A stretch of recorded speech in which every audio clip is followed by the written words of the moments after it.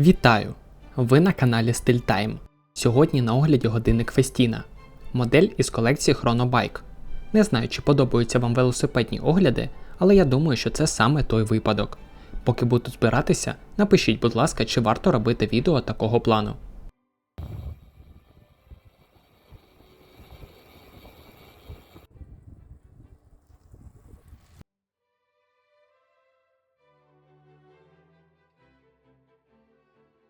Отже, починаючи з коробки, бачимо різницю. Звісно, у Festina є стандартні коробки, але для цієї серії вони роблять інші. Нагадаю, що Festina є спонсором багатьох велосипедних змагань. Більш того, з 1989 по 2001 рік існувала професійна команда з цікавою історією. Навіть після того, як команда припинила своє існування, Festina продовжувала займатися спонсорством, будучи офіційним хронометристом на Tour de France, Giro Italia і Vuelta Іспанії та інших перегонах.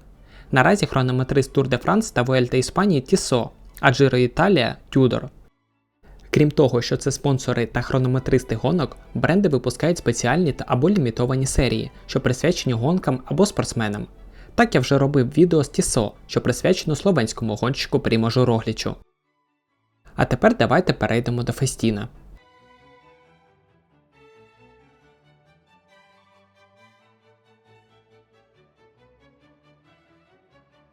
Циферблат чорного кольору з перфорацією. На стрілках та накладених індексах є люмінесцентне покриття.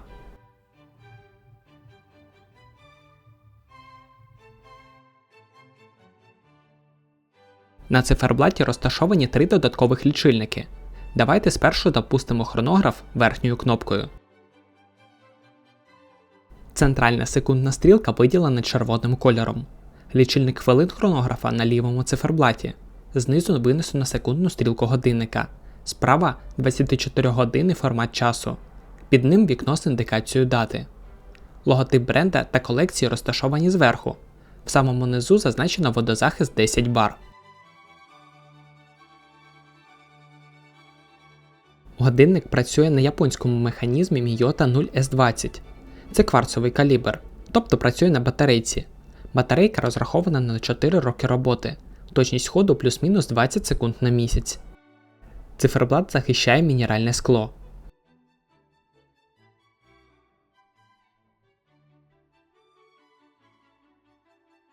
Корпус із нержавіючої сталі з чорним покриттям на масивному ранті.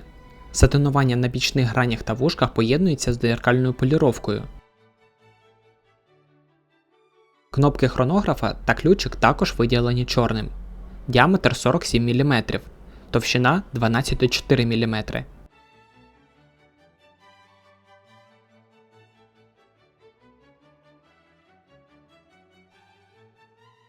Комплектується годинник сталевим браслетом.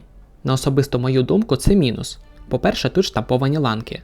По-друге, з якого дива велосипедний годинник має бути на браслеті. Я можу уявити катання навіть Tissot Roglič з шкіряним ремінцем. Так, це дуже дивно і більш розраховано на повсякденне використання. Але великого дискомфорту при катанні не буде. Ну а тут нема про що говорити. Застібка з кнопками також штампована.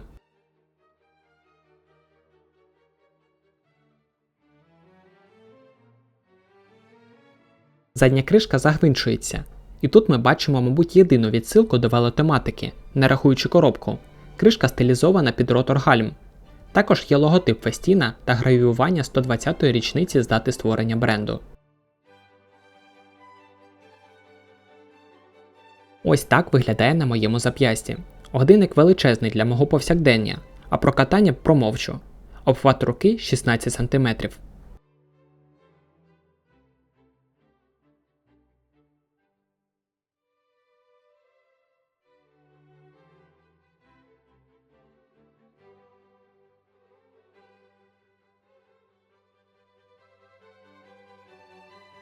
Ціна 200 євро.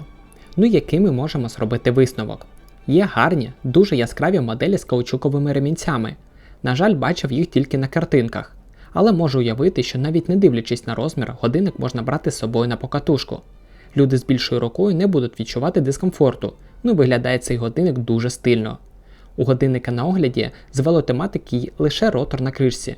Скажу по секрету, 90% покупців цих годинників не пов'язані з велоспортом ну ніяк, а тому винесення моделі до колекції Chronobike, на мою думку, безглуздо. Щоб вам не здалося, що відео лише про хейт Фестіна, скажу, що навряд чи у нас серед підписників велика велотусовка, тому годинник підійде для любителів немалих функціональних годинників. Отже, вибирати вам. На цьому в мене все. Буду збиратися додому, а ви поки можете завітати на наш сайт. Посилання в описі до відео. Дякую за перегляд, до нових зустрічей!